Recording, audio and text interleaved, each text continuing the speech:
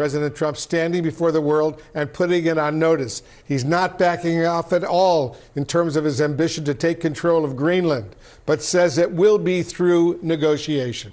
And just minutes ago, he wrapped up his much-anticipated speech at the World Economic Forum. He delivered his clearest statement yet that he will not use military force to seize the Danish territory, but reiterated his desire to take over Greenland. He also slammed the NATO military alliance and American allies, calling his demand for Greenland a, quote, small ask. We never asked for anything. And we never got anything. We probably won't get anything unless I decide to use excessive strength and force where we would be, frankly, unstoppable. But I won't do that. Okay? Now everyone's saying, oh, good. That's probably the biggest statement I made, because people thought I would use force. I don't have to use force. I don't want to use force. I won't use force. All the United States is asking for is a place called Greenland. We're covering all the angles of this very important developing story. CNN anchor and chief White House correspondent Caitlin Collins is on the scene for us in Davos. CNN international diplomatic editor Nick Robertson is in Greenland. Caitlin, let me start with you. The president spoke for more than an hour, and now he's been answering some questions. What stood out to you from the speech, and what is he going to do next?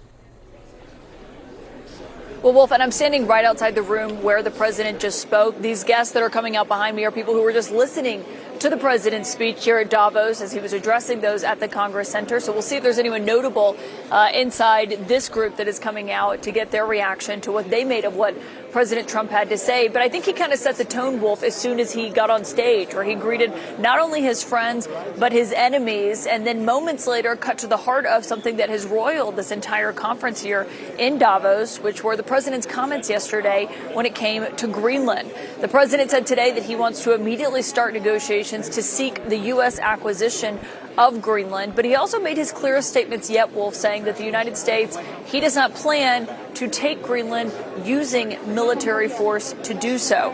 Now, of course, that is something that's been raised. The president was saying that if the United States wanted to, they could. And he also invoked the relationship between Denmark and the United States in the 1940s, amid World War II, when the United States was putting bases on Greenland as Denmark was occupied by the Nazis. And the president was basically citing that as a reason why he believes the United States has rights to Greenland, as he was making the case for why the United States should have it. I'll tell you, Wolf, there was a little bit of laughter in the room at some point as the president's remarks first got underway. That all changed, though, after he started to delve into the Greenland territory. Then he also ripped NATO and said that the United States has only used NATO to protect European countries from the Soviet Union, now from Russia. He also was highly critical of one of the United States' top allies, Canada, criticizing the Prime Minister, Mark Carney, for his speech that he gave, basically saying that they need to make themselves independent from the United States. He said that Canada only has its lives because of the United States. And so, obviously, a lot of loaded remarks there from President Trump as he was addressing these world leaders who were gathered here and a lot of the policymakers who were here, and the president naming some of them specifically there, Wolf. Yeah, I've heard a lot of speeches from American presidents at this World Economic Forum in Davos. I've never heard an American president specifically blast individual NATO allied leaders by name. Emmanuel Macron of France, for example, Mark Carney of Canada, among others. He really went off against them. And he also went off at NATO, saying NATO has never really done anything for the United States. The United States has always been treated unfairly by NATO. And then he said Denmark cannot really ensure the security of Greenland because it simply can't. He was very critical of all these NATO allies. I've never heard a president speak at Davos along those kinds of lines. It was pretty significant, Pamela. And it was. And of course, he didn't mention the fact that the only time Article 5 was invoked was after 9/11 and the war on terror. And many of these countries, including Denmark, sent their soldiers in to fight, right? To fight on behalf of the American states in the war on terror in places like Afghanistan. In fact, Denmark is one of the highest per capita losses of soldiers in that war compared to other countries. So that context was missing when he said that NATO has never done anything for the United States. I want to bring in our Nick Robertson and hear what you thought about this speech and what are you hearing there on the ground in Greenland about it?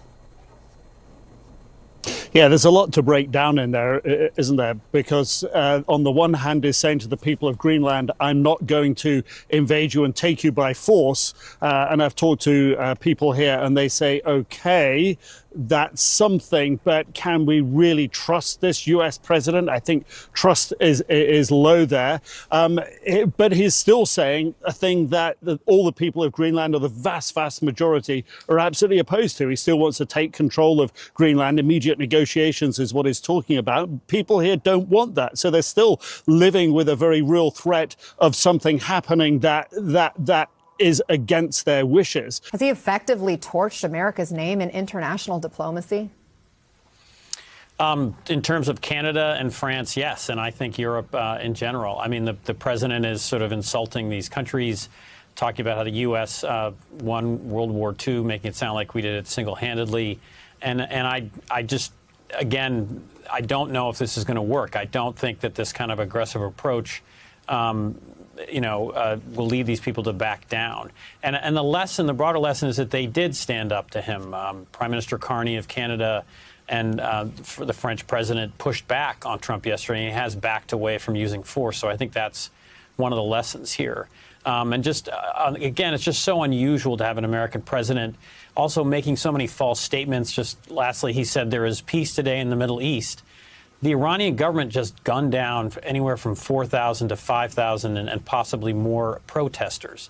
Hamas has not been disarmed in Gaza. The Board of Peace has not created a stabilization force. And now he's proposing expanding the Board of Peace to cover the entire world. So, again, people in all these countries see this. The leaders in these foreign countries see this. And I'm not sure that this performance in Davos is really helping the president achieve his agenda. And as you were in Greenland, as the story developed just before this gathering in Davos, what are residents there saying about all this?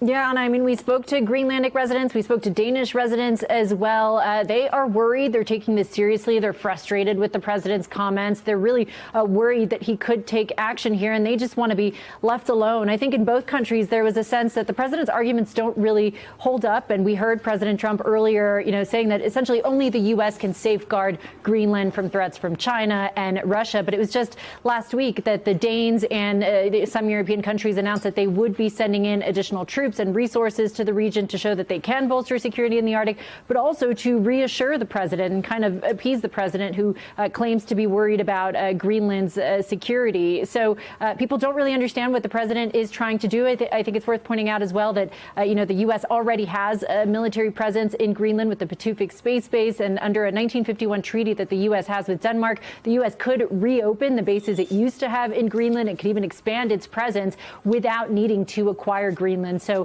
lots of frustration coming out of Greenland, out of Denmark. And just lastly, the people of Greenland, I think, are going to be really offended when they hear the president talking about how Greenland is just a piece of ice that he wants to purchase. To them, it is their home. The vast majority of them are Inuit. They're very proud. They have a very rich sense of culture, a very rich history. And so that's going to be deeply offensive to them, Anna. Yeah, he mentioned that multiple times, calling it a big, beautiful piece of ice. And as you're there in Davos now, the president had these remarks earlier. He's had at least 2 meetings now with world leaders. What kind of reaction? What's the reception been?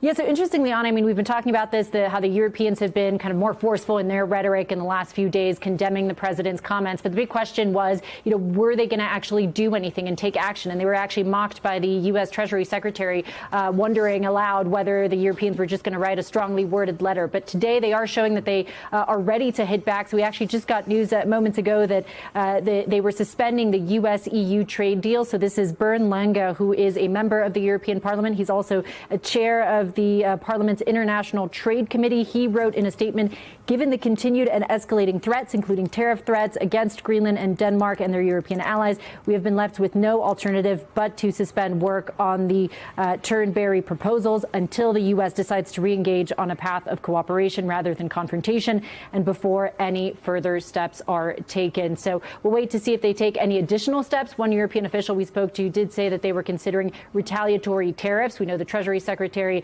has called on the Europeans. That speech was a complete catastrophe for Trump. And it wasn't just bad on its own. This entire week has gone so poorly for him that he's already backing away from some of his earlier threats. Now, to be fair, this is Donald Trump. He has a long history of backing down and constantly changing his position. So when he says right now that he won't use force against Greenland, that could change tomorrow or even later today. Still, what seems clear is that he's giving in to serious pressure, likely coming from 3, maybe 4 different directions.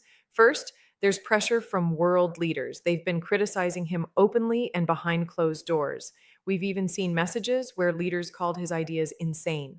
While Trump has occasionally found common ground with foreign leaders in the past, this issue crosses a line, and they're not on board at all. Second, there's pressure from U.S. politicians, including Republicans. When members of his own party criticize him publicly, a party known for rarely doing that, you know things are bad. And if they're speaking out in the media, they're almost certainly also pushing back privately, talking to his staff and allies and making it clear this can't happen. Third, and perhaps most importantly for Trump, is the stock market. The market took a sharp dive, and that rattles him. Trump cares deeply about how the market performs because he sees it as a reflection of his success, and many of his wealthy friends are directly affected by it.